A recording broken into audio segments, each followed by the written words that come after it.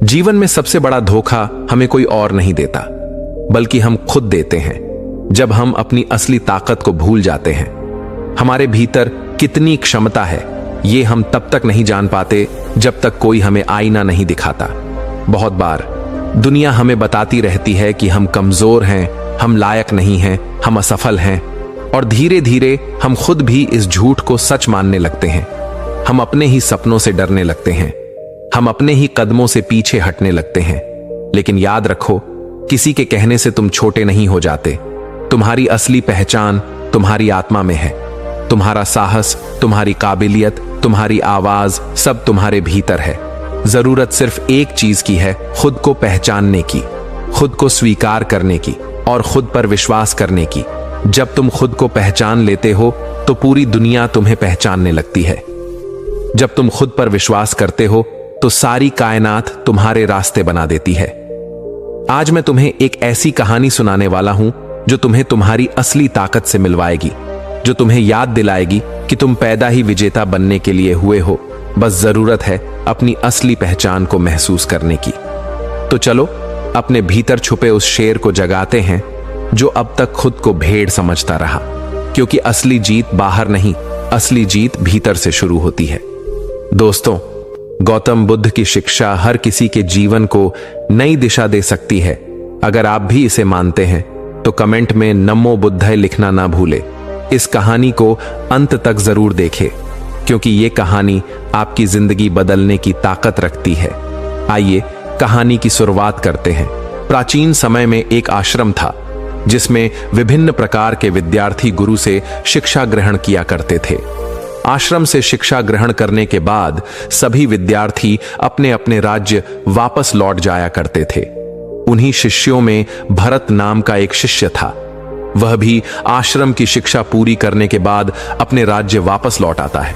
वापस आने के बाद सभी लोग अपने अपने राज्य में किसी ना किसी काम में वापस लग जाते हैं। धीरे धीरे समय बीतता गया।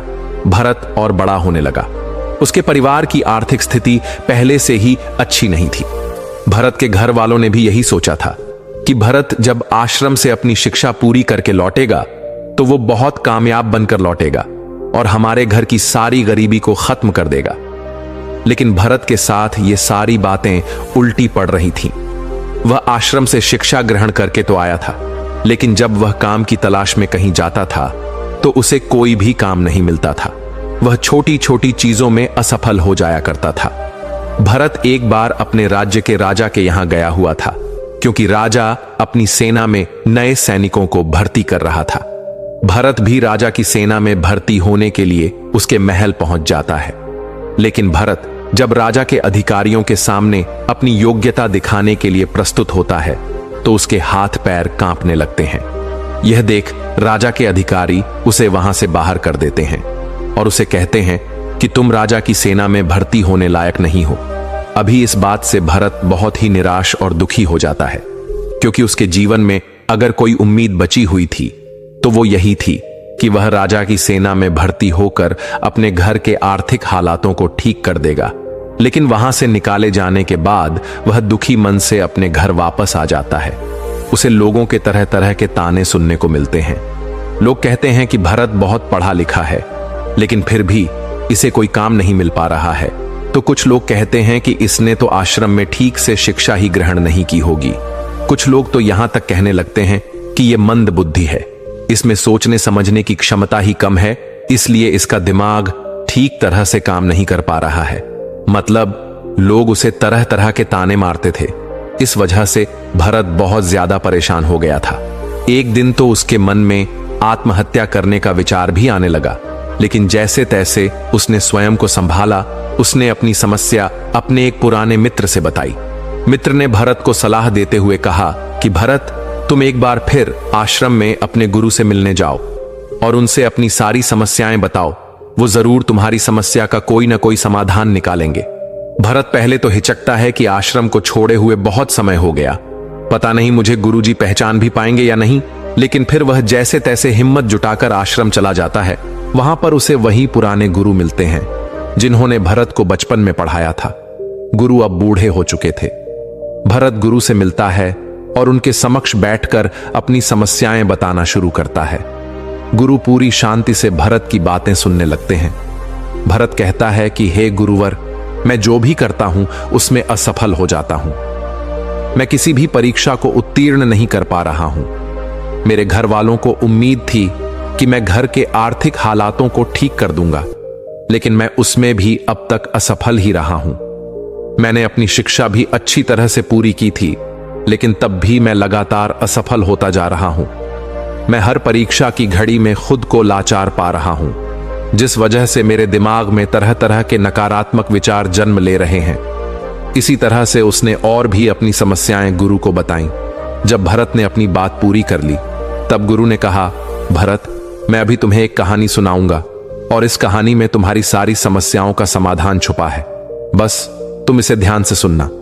एक बार एक चरवाहा जंगल में भेड़ चराया करता था। एक दिन भेड़ चराते चराते वह जंगल में इतना आगे चला गया कि वहां उसे एक शेर का छोटा बच्चा मिला। उसने अभी आंखें भी नहीं खोली थी। छोटा बच्चा सबको प्यारा लगता है, ये जानते हुए भी यह शेर का बच्चा है। वह चरवाहा उस बच्चे को अपने घर ले आया और भेड़ों का दूध पिलाने लगा। वह बच्चा धीरे धीरे बड़ा होने लगा। वह भेड़ के बच्चों के साथ खेलता, उनके साथ ही दूध पिता और उनके जैसा ही बोलता। वह खुद को भेड़ ही समझता था। वह बच्चा बड़ा हो गया था। एक दिन किसी दूसरे शेर ने भेड़ों के झुंड पर हमला कर दिया। सभी भेड़ डरकर भागने लगे। शेर का वह बच्चा भी भेड़ों की ही तरह डरते कांपते भेड़ की झुंड की तरफ भागने लगा। वह जवान हो गया था, लेकिन फिर भी डरा हुआ भेड़ के झुंड के साथ भागे जा रहा था। भागते हुए शेर के बच्चे को, जो कि अब बड़ा हो गया था, उस हमलावर शेर ने देख लिया। उसे इस तरह भागता देख हमलावर शेर को बड़ा आश्चर्य हुआ। उसने भेड़ों की ओर से अपना ध्यान हटाया और शेर के बच्चे को ही पकड़ लिया और उसे समझाने लगा, तू क्यों डर रहा है? तू तो खुद एक शेर है। दूसरा शेर, जो कि भेड़ों के झुंड के साथ भाग रहा था, उसने कहा, शेर तो जंगल का राजा होता है, उसकी दहाड़ से पूरे जंगल कांपते हैं। मैं तो दूध पीने वाला इतने शक्तिशाली शेर नहीं हो सकता। हमलावर शेर उसे पकड़कर एक तालाब के पास ले गया और तालाब के पानी में उसे उसका चेहरा दिखाकर बोला कि देख, तेरा चेहरा मेरे जैसा ही है, तेरा दांत मेरे जैसा ही और तेरा पंजा मेरे जैसे ही है, इसलिए तू भेड़ नहीं शेर है। दूसरा शेर कहने लगा, ठीक है, मेरा चेहरा तेरे जैसा ही है, लेकिन तू तो बहुत शक्तिशाली है, मेरी आवाज से तो कोई डरता भी नहीं। हमलावर शेर ने कहा, तेरी आवाज से भी सब डरेंगे, बस तू खुद को शेर समझ। जिस दिन से तूने खुद को शेर समझ लिया, उस दिन से तुझसे सब डरेंगे। बस तू अपने अंदर की शक्ति को पहचान और खुद पर भरोसा रख। तुझे यह महसूस करना होगा कि मैं भी एक शेर हूं, मेरे अंदर भी ताकत है, मैं भी जंगल का राजा बन सकता हूं। जिस दिन से तेरे दिमाग में यह बात बैठ जाएगी, उस दिन से तू किसी से नहीं डरेगा। तू आज डरकर इसलिए भाग रहा था क्योंकि तू खुद को भेड़ समझ रहा था। तू जब तक खुद को भेड़ समझता रहेगा, तू भागता रहेगा, क्योंकि बचपन से लेकर आज तक तू खुद को भेड़ ही समझता आ रहा है। तू भेड़ों के बीच रहता है, इसीलिए तूने भी खुद को भेड़ मान लिया है और आज तक तुझे किसी ने शेर कहकर पुकारा भी नहीं, इसीलिए तू भेड़ ही बनकर रह गया। गुरु ने कहा, भरत, तुम्हारी जिंदगी में भी यही हो रहा है। तुम्हारे अंदर सारी योग्यताएं हैं, लेकिन तुम भी खुद को भेड़ ही समझ रहे हो। इसका सबसे बड़ा कारण यह है कि कोई भी तुम्हें प्रोत्साहित नहीं कर रहा है कि तुम भी कर सकते हो। लोग तुम्हें सिर्फ अपनी नकारात्मक ऊर्जा ही दे रहे हैं। लोग तुमसे सिर्फ यही कह रहे हैं कि भरत ठीक से पढ़ा नहीं है, भरत योग्य नहीं है, इसलिए उसे कहीं पर भी कोई काम नहीं मिल रहा है। तुम्हारे चाहने वालों ने, आस पड़ोस वालों ने असफलता का डर तुम्हारे दिमाग में भर दिया है। बचपन से ये सभी लोग तुम्हें अयोग्य ही बोल रहे हैं और अयोग्य ही समझ रहे हैं, जिससे तुम्हारी मानसिक दशा भी अयोग्य सी हो गई है। तुम अपने नकारात्मक विश्वासों में कैद हो गए हो। तुम खुद को असफल और हारा हुआ मानने लगे हो, क्योंकि लंबे समय तक जब किसी को अयोग्य और असफल बोला जाएगा तो उसका दिमाग सच में अयोग्य और असफल हो जाएगा। वह खुद को कमजोर और लाचार समझने लगता है, क्योंकि लोगों ने उसे कमजोर और लाचार ही बोला है। इस दुनिया में प्रोत्साहित करने वाले लोग बहुत कम हैं। भरत, ज्यादातर लोग बस तुम्हें नकारात्मक ऊर्जा ही देंगे। वो तो चाहते हैं कि तुम जिंदगी में सफल ना हो, तुम जिंदगी भर भेड़ ही बने रहो। वे तुम्हारे भीड़ बने रहने पर ही खुश हैं, क्योंकि उन्हें भी डर है कि अगर तुम शेर बन गए तो तुम उन्हें खा जाओगे, क्योंकि शेर से सब डरते हैं, अर्थात उन्हें डर है कि तुम जिंदगी में उनसे आगे निकल जाओगे। अगर अपनी जिंदगी में कोई व्यक्ति बहुत सफल होता है तो सबसे पहले आस पड़ोस के लोगों और रिश्तेदारों को ही दुख तकलीफ होती है। सफल होने के लिए तुम्हें खुद को अंदर से बदलना होगा, खुद के दिमाग पर काम करना होगा, खुद को शेर समझना होगा। जिस दिन तुम खुद को शेर अर्थात योग्य समझने लगे और खुद पर विश्वास करने लगोगे, उस दिन तुम खुद ही सफल हो जाओगे। गुरु ने कहा, भरत, अगर किसी बच्चे को बचपन से ही बोला जाएगा कि तू कमजोर है, तू मंद बुद्धि है, तू गधा है, तू जीवन में कुछ भी नहीं कर पाएगा, तो जीवन भर असफल ही रहेगा, तो सच में वो जीवन भर असफल ही रह जाएगा। और ये सब बातें उसे भेड़ बना देंगी और वो खुद को भेड़ ही मानने लगेगा। यहां भेड़ से मतलब है कि वो खुद को कमजोर और लाचार समझने लगेगा। वह मानने लगेगा कि वह जिंदगी में कुछ भी नहीं कर सकता, तो उसके आसपास के लोग उसे खुद कमजोर बना देते हैं। लेकिन किसी बच्चे से बचपन से ही ये बोला जाए कि तू शेर है, तो योग्य है, तू कर सकता है, तेरे अंदर बहुत ताकत है, बहुत हिम्मत है, दुनिया की कोई भी ताकत तुझे सफल होने से नहीं रोक सकती। अगर बचपन से ही ये सब विचार उसके दिमाग में डाल दिए जाएं, तो वास्तव में उसे सफल होने से कोई नहीं रोक सकता, क्योंकि अब उसके दिमाग में यह बैठ चुका है कि वह सफल हो जाएगा। जब किसी के दिमाग में ये सब बातें पूरे विश्वास के साथ बैठ जाती हैं, तो फिर ये ब्रह्मांड खुद उसे सफल बनाता है। बच्चा जब जानने समझने लायक होता है, तो उसके आसपास क्या चल रहा है, लोग क्या बोल रहे हैं, वो ये सब बातें बड़े ध्यान से सुनता है और समझता भी है। गुरु कहते हैं कि अगर उस छोटे बच्चे के अंदर अच्छी सोच, अच्छे विचार भर दिए जाएं और उसके बारे में अच्छा बोला जाए कि तेरे अंदर असीम संभावनाओं हैं, तो जो चाहे कर सकता है, और सभी सकारात्मक विचार उसके अंदर डाल दिए जाएं, तो उसके दिमाग की क्षमता बढ़ने लगती है, उसका डर खत्म होने लगता है और उसके अंदर निर्णय लेने और संघर्ष करने की शक्ति बढ़ने लगती है। और ऐसे सकारात्मक सोच वाले बच्चे आगे चलकर अपनी जिंदगी में जरूर सफल होते हैं। कोई बच्चा कितना भी कमजोर हो, हमें उसे कभी भी गधा या कमजोर नहीं बोलना चाहिए। जब हम किसी बच्चे को कमजोर और लाचार बोलते हैं, तो वो सच में स्वयं को कमजोर और लाचार मानने लग जाता है। वो समझने लगता है कि वो सच में दूसरों से कमजोर है। उसका दिमाग खुद को कमजोर समझने लगता है।